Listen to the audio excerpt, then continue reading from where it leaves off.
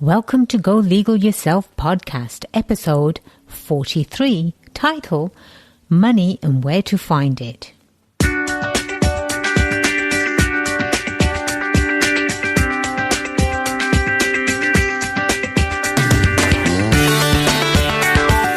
Welcome to the Go Legal Yourself podcast. This show is about knowing the legal life cycle of your business. I'm your host, Attorney Kelly Bagler, the Queen of Business Law. You can interact with us on social media with Go Legal Yourself. And please do find us on the web at golegalyourself.com. So knowledge is power, and at Go Legal Yourself, we pride ourselves on bringing you knowledge from the best experts in the industry who know business inside out. So get ready for a life-changing show as we empower all business owners and entrepreneurs to dare to become successful. Today is that show where we interview experts in business who can help you become a successful business owner. Today I'm joined by Dr. John Sanders. He is an inventor, an investor, and he's also the author of Parables for Entrepreneurs. Welcome, John. Well, thank you, Kelly. Good to be here with the Queen. Well, thank you very much. I have to say, too, you do have a tad bit of the cold, but you certainly sound very sexy on air. Oh, thank you. Do I look sexy also? Absolutely. All right, good. Absolutely. That's more important. It is, isn't it? Well, John, you and I have known each other, it feels like, forever, but it's been probably about 3 years now. Exactly 3 years. I've been in Carlsbad for 3 years. Yes. And I joined the Chamber of Commerce my first week or so here, and went to the first Friday breakfast. And I think you were the table coordinator. Yes, I was. Yeah, you got lucky. I was. And I've been lucky since then. I've had two other table facilitators that I've done business with. Oh, fantastic! Yeah, that's been a good marketing tool for me. It has. When I first started out, I thought about, well, where do I want to create a presence? And I thought, I really like Carlsbad. By the way, Carlsbad is such a beautiful place to live, isn't it? Were you at the mayor's presentation last week, State of the City? No, I wasn't. And then I heard him. He came to our retirement community where I live again, and he's coming again on Monday. So I've heard him 3 times in the last couple of weeks. This city is phenomenal. You know, they already have the money for the new city hall in the bank. Wow. And they're going to build it in 2 years. Wow. The city has no debt. Right. They don't buy anything on time. They pay cash for everything. This is the ultimate place. It truly is. It doesn't belong in California. Right. That was going to be my next comment. Exactly. If it wasn't for the weather here, I think California would be pretty empty. Yes.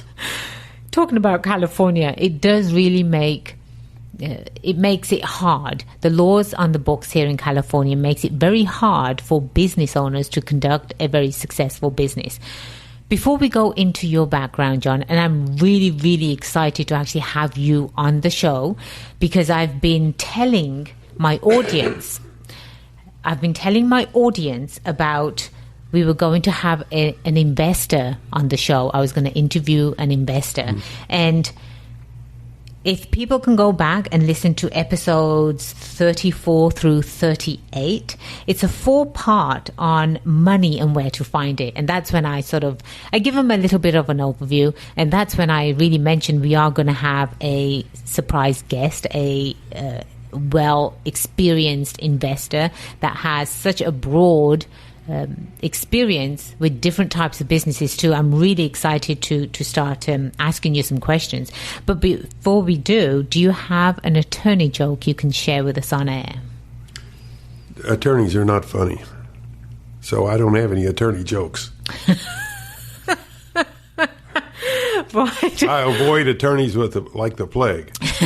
Except you are a business person that I like. There you go. Oh, you did do my wills and did a good job. Thank you. Thank you. Right. Absolutely. Yes, attorneys can be a different breed altogether. So, John, tell us a little bit about yourself, your background, and how you got to where you are. I grew up in Louisville, Kentucky, and went to engineering school at the University of Louisville. After graduating, I worked for General Electric for a year, most of it in upstate New York in Schenectady, which was then the hub. Now it's deserted.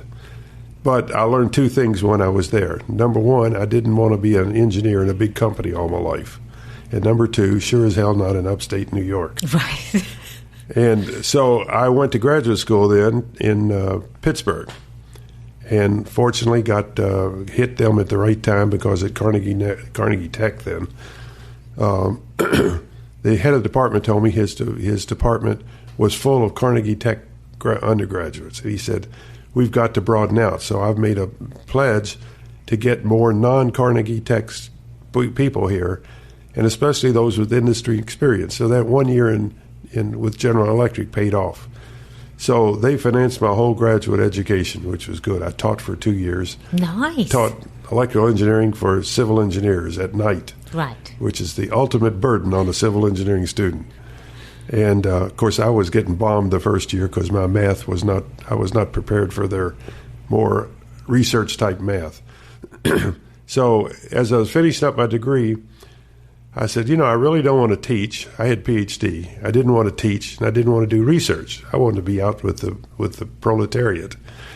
And fortunately, one of the guys I lived with came home one night to our beefaroni dinner and said he just met the most unusual man. He was looking at getting on interviews. He was ahead of me, looking at interviews at different companies coming. And he starts talking to the man next to him, had a striped coat on. Turns out this man was from the Central Intelligence Agency. And they were beginning to open up, starting a new division, looking for technical people to join with some old agency people and old industry people to go out into industry and find new technologies to bring into the agency. I said, man, that's what I want to do. Right. So I sent a letter to Director of Personnel and Central Intelligence Agency and got a call a couple of weeks later and went down and interviewed and said, I remember after the interview, went downtown. It was in November of 1963, and stood under the Washington Monument with those flags waving, a breeze blowing. Look over here, and there's the Lincoln Memorial, and there's the Capitol, and there's the Jefferson Memorial, and there's the White House. And I said, where the hell else does a young guy want to be? Right. Was that the first time you ever saw our nation's capital? No, I'd been there as a kid. And so anyway, I took the job. I would have done it for nothing. Don't tell them. No, but I got a good salary, got a good position. So I was with them for 5 years and loved every minute of it. But again, not for 30. Right. So I had a lot of great experience, met a lot of people. But I learned one thing that really affected me, and that was the new solutions were coming out of entrepreneurs. See, technology entrepreneurs, for all intents and purposes, didn't exist before the 1950s. Mm-hmm. I mean, Alexander Bell and those guys, they were in a big organization. So entrepreneurs, the reason is to do technical work, you've got to have computing power. Mm-hmm. The computing power drives technology. If you don't have the latest in computers, you can't compete. So it was in the 50s that they began service bureaus, which were places you could bring your big racks of cards, IBM cards, and have the computer generate what you need done. And by the 60s, the mini computer was coming out. So you had several brands of mini computer running about $40,000, which was a lot of money 50 years ago. Right. But still, it was obtainable by small technology companies. And of course, by the time the PC came in the early 80s, the cost really came down. And computing power now, the individual with the internet and his Mac PowerBook or PC can do what it took a team of 100 people to do 50 years ago. Isn't that amazing? It really is amazing. When I was in the agency, we bought random access memory, which is the core memory, 37 cents a bit, which meant a 10K memory was $3,700. Good Lord. For $12, you get 5 gigabytes. So it's in my professional career, it is unbelievable what has happened. Yes, and it's driven by the technological advances, and which is of course driven by the demand. So the demand is for ever smaller, ever more memory, cheaper price, faster. Right. It's more, faster, cheap. I mean that's life. And so anyway, I left the agency after 5 years because I'd met up with a man that had a small brokerage firm, and he loved technology companies. Well, thank you so much for being here, though, John. Oh, I love it. Even with your sexy cold. I got news for you. You call me, babe. I'm here anytime. So anyway, I joined him, and we did small deals. We did initial public offerings. We did private placements. And I had a stage of customers. A lot of them were old agency guys that knew they could talk to me and not feel threatened. Right. So, but again, my tenet was to go after small technologies companies, mostly local, not exclusively. So over the next 20 years, when I was in that business, I used my customer accounts. We made money. I did not take all their money. I said, here's my portfolio. If you don't like this, go away. If you like this, yours is going to look like this in 6 months. And I said, because we don't have a big research, we find good companies with good people that are well-financed, and we try to invest in them. So we had our series of successes. We probably did 75 deals, mostly off the ground. And I'll talk in a minute about where you find this money. Yes. So, but I had, because my customers made money in their accounts, when we got to do a $50,000 or $75,000 deal, have 10 or 15 people at $5,000, the money was in their accounts. So I'll call them up and say, do you want to take this out and invest? Yeah. What the hell? It's not an investment. It's an expenditure. Exactly. Right? So in most small companies, they're not really investments. They're expenditures. And that class, I describe this class of people as hobby investors. Yes. They're not angels. It's their hobby to invest. That's mine. Mine is a hobby. And so anyway, I did it for 20 years. Then a deal came along called Washington Technology. It's actually the name of the company. I forgot the name of the company. We changed it. But anyway, it was a fledgling newspaper on the tech business around the nation's capital. So I made an investment in it and then became the chairman of the board because they were all messed up. And the lady running it had a very small piece, but I knew her from years past as an editor. So we got her more stock. We eliminated, we bought out a few of the people. We put more new money in. And I joined it full time and loved it for 10 years. Mm-hmm. And we built it up from nothing to 10 years later, we sold it to the Washington Post. It was a financial double, but it was a prestige home run. Nice. And that was 1996. So I did something then that was usual for a guy that sells out. I had money before, but this kind of enhanced it. And I bought some golf clubs. We bought a vacation home in Myrtle Beach, which is about as far south you can go in one day from D.C. And I bought a boat. I mean, what more do you do with money? Right. And, of course, my wife and I had already been traveling, but we still travel some more. So, and I moved downtown to Watergate. Loved it again. God, yeah. I've been had a fortunate life. And but I then did merger and acquisition stuff around town because I'd met so many people when we had the newspaper. So several of them came to me, and I helped them sell their companies, which I loved. I love doing that kind of stuff. I do, too. M&A work. M&A work is ultimate high. It truly is. Yeah, and it's good pay. Because when they're getting a whole bunch of money, they don't care what you make, okay? Right, exactly. So, if a guy gets $10 million, he doesn't care if you siphon off a couple $100,000. Right. What the hell? Right. So, especially if you earn it. And so I did that all the while I was living at the Watergate, which was about 8 years. And then we decided it was too expensive. We'd quit having parties because it made your life revolve around parties. We let a lot of nonprofits use it to raise money. And so when I decided to leave Washington, I said, where we're going? Well, our kids were in California. Both were single. My son in San Francisco, a daughter in L.A. This is a long story. But anyway, so we weren't going to come to California. So during the intervening 9 years when we lived in Myrtle Beach, they both got married. They married California spouses. My son moved down here to Carlsbad. He works for TaylorMade Golf. And our daughter's in L.A., and she's married a retired military, and they got a nice big house in Palos Verdes. Mm-hmm. So we said, what the hell? They're an hour apart. We're going. So Here we are. I'm so glad you did. So glad you did. You couldn't have picked a more beautiful place to park your... But. Exactly. Yeah, that's right. That's wonderful. Our audience is dying to know, John, dying to know, money. And where to find it. How does a startup find money? As an investor, what is it that you look for before you're going to say a certain company is investable? All right, well, let's start with a relatively small entrepreneur by himself or with 2 or 3 people. Yes. And look at that, because the nature of it changes as you get numbers. So if you have numbers, everybody wants to extrapolate the numbers. So if you look at the big companies, everything's an extrapolation. Well, they did this over the few years, and this is how it's going.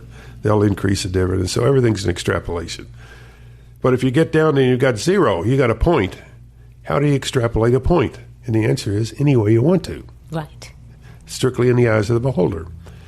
So you have to come up with other methods of deciding whether you want to invest, number one. Number two, how to value it. Because the number one principle, in my opinion, of a small company is an idea is worth 0. There is no value to an idea because I have 100 a day myself. Right. So ideas are cheap. It's execution that has the value. That is it. So the other thing to remember is the world is awash in capital. There is so much money, especially in the United States. It's all over the place. Mm-hmm. So the first thing to do is, I used to tell people, well, when they come in, all right, first of all, how much are you investing? So I got to send my kids to college, et cetera, et cetera, et cetera. So my sort of response in my mind is, well, if you can't hold on to money, why do I think you can hold on to my money? Exactly. So if you don't have any money, you're not used to spending money less than you have. Right. It's important. It is. Running a small business, the key is to spend less than you have so that you always have reserve capital. Yes. So, because the best deals come when you're broke. So don't get broke. So anyway, that's the first rule is, well, all right, where do you get money? Well, I don't have any. Well, you got to go to your relatives because they're the only ones that believe in you. Nobody else believes in you. So, well, I don't want to go to my relatives. I said, well, number one, you don't have a choice. Number two, the key when you're starting is if you really believe in your company and believe in your ability to handle it, is to recognize that you go to people, you're doing them a favor. You're giving them an offer to be a part of something that could go really big. Right.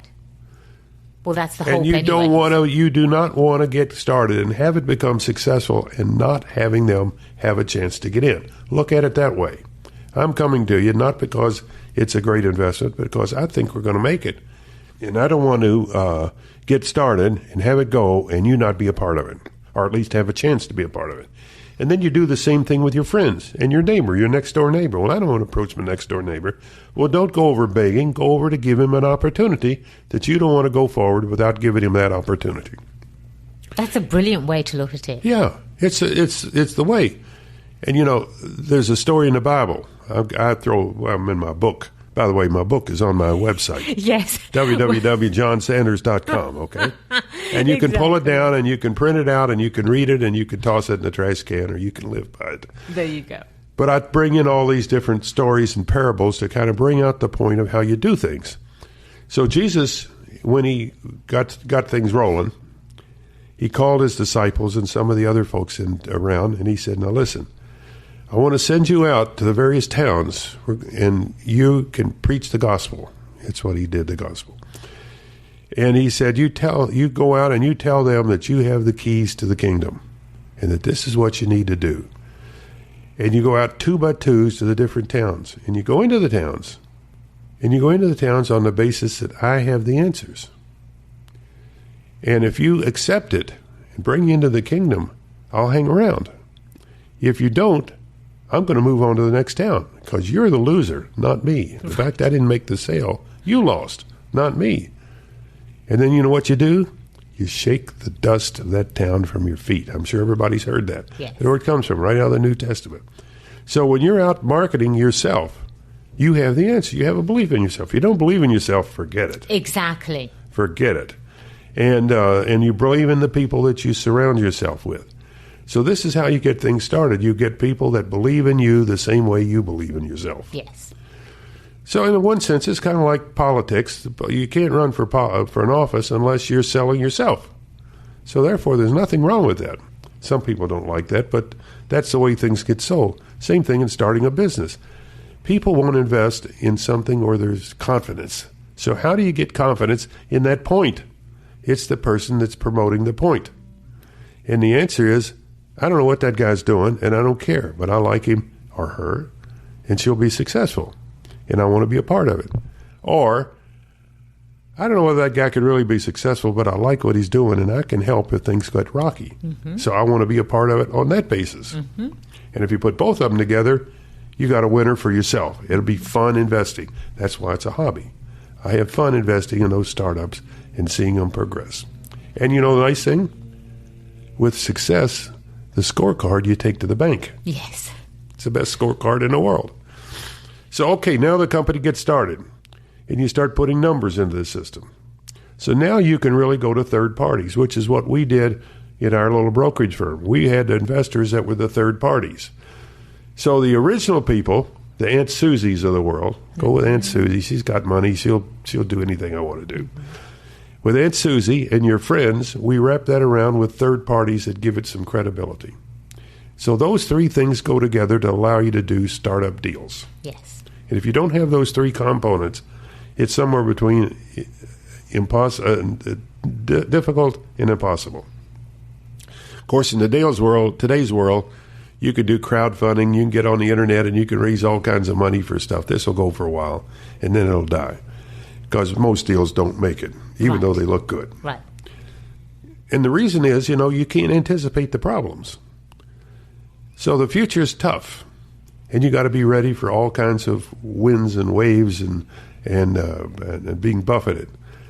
And that's the fun part of business, is how to accept the challenges. So let's get the company started. So now you get it going, and you're up to a certain level where what I call the tipping point. And that is where you have enough business coming in to where you have a projected infinite lifetime. Right.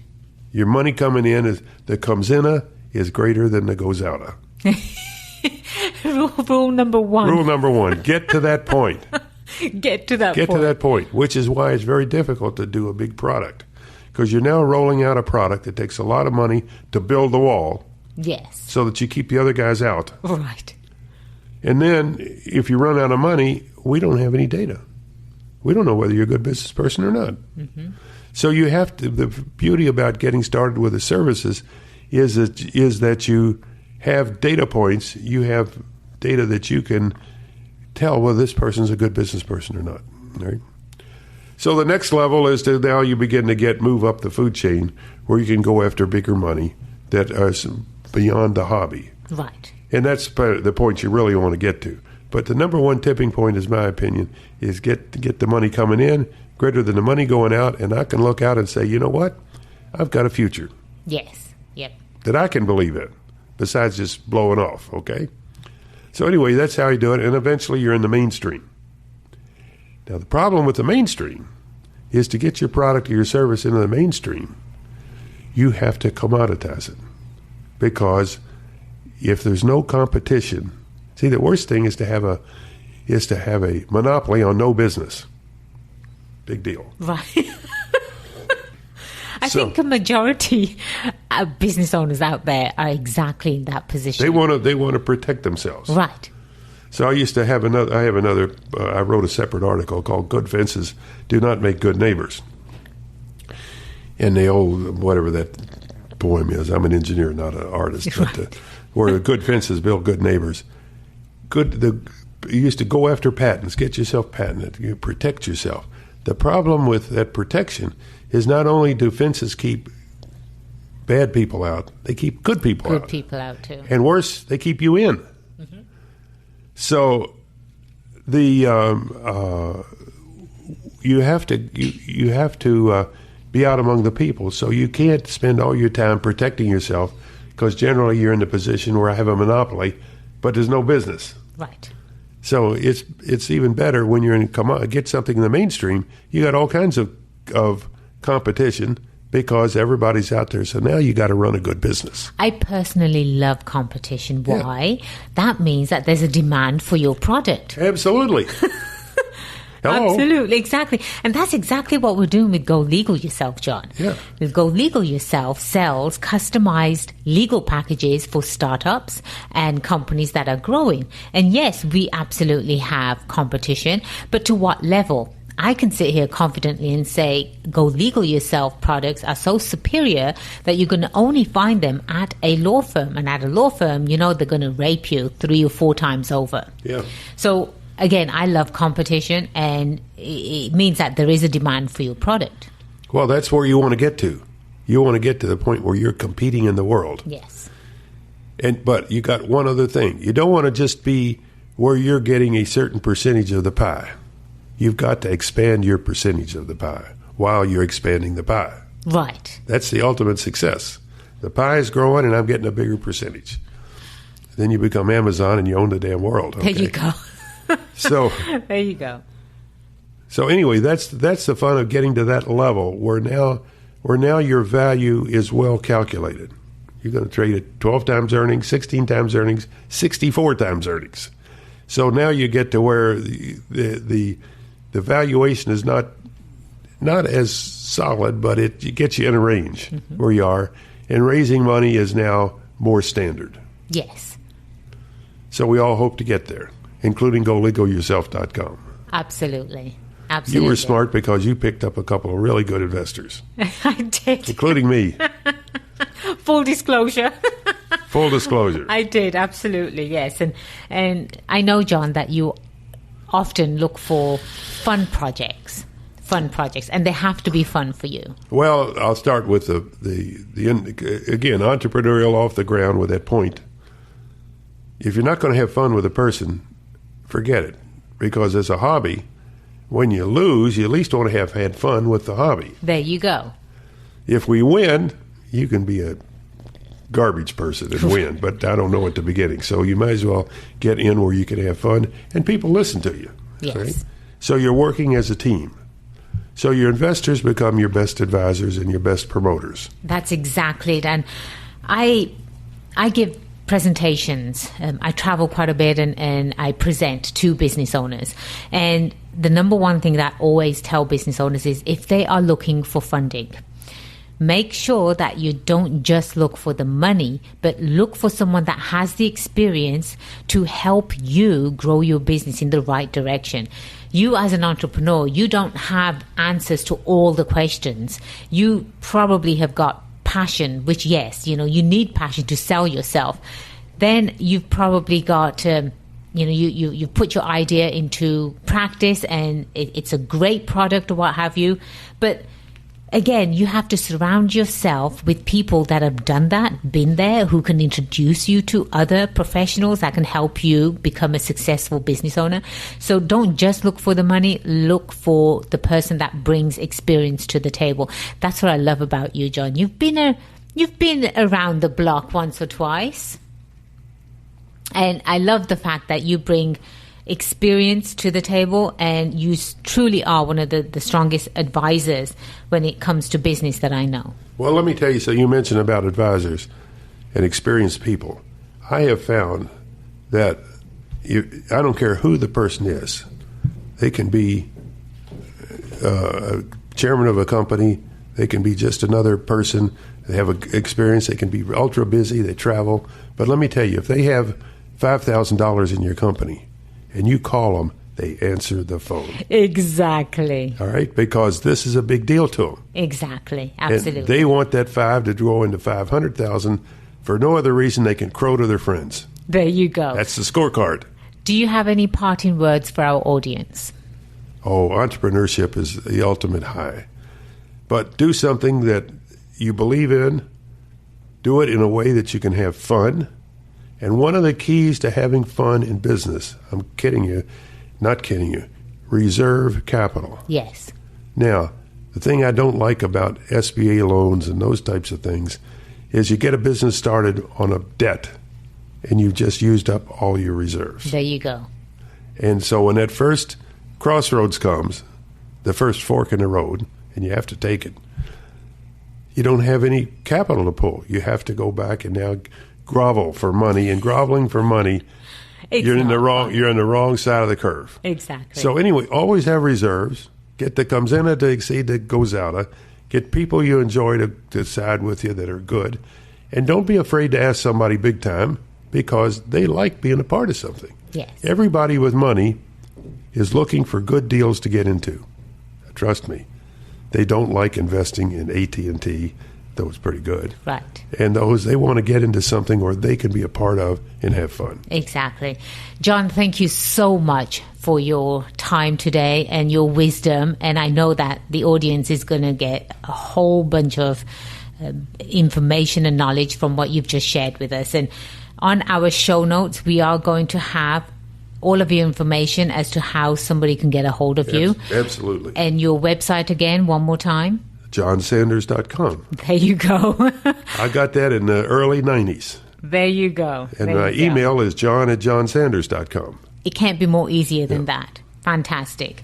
So, audience, please feel free to leave us any feedback or comments when you do download our app from your app stores. That way you can directly contact me and let me know how the show's going, how it has positively affected your business, and what tips you're actually implementing in your business as well. And when you do download my app, you will get a copy, an ebook copy of my best-selling book, Go Legal Yourself.